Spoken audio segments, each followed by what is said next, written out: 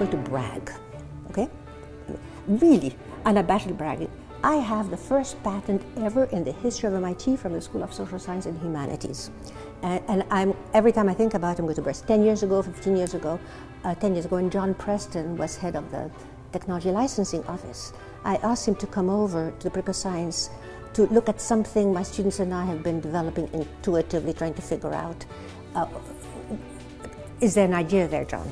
And what it was is we had mapped out the domain of sustainability, sustainable development. Remember the environmental issue?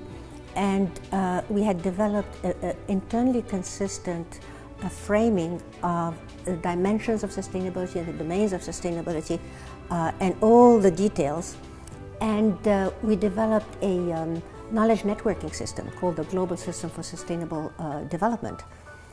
The idea was to use this ontology or framing, whatever, to go fishing in the internet, pick up stuff, quality control stuff. So we were thinking, we were operating under the Chanel boutique model, not the Filene's basement model, and develop a database of other people's work with links to them, and our database is just the abstract over which we search. We found a couple of interesting things, and remember what we're trying to do in explorations in cyber international relations is get a mapping, a topology, a topography of structures, processes, actors, actions, and potential outcomes. We know what this is for MIT, we know blah, blah, blah, blah, blah, right?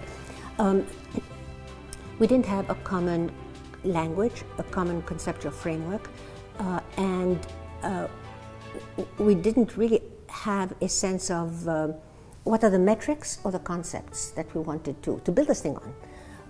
And so Stuart Madding and Sloan School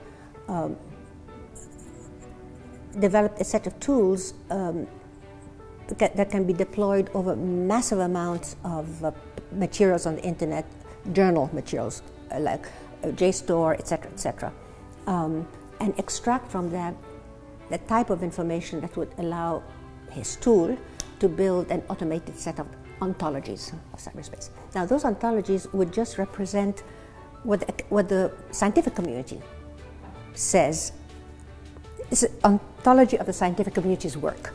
It's not necessarily the ontology of that, whatever reality there is out there. It's two different.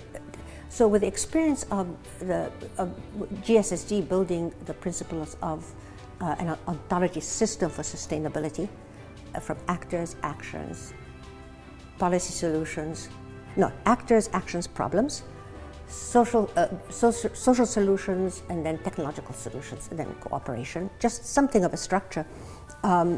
We have begun to build, we have a draft of it, the ontology for cyber international relations.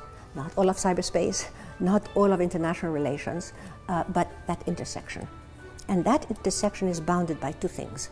On the one hand, conflict and warfare, because undersea cables can be blown up, and cyber penetration, cyber threat, cyber espionage, and on the other hand, principles of governance, rules, regulations, etc.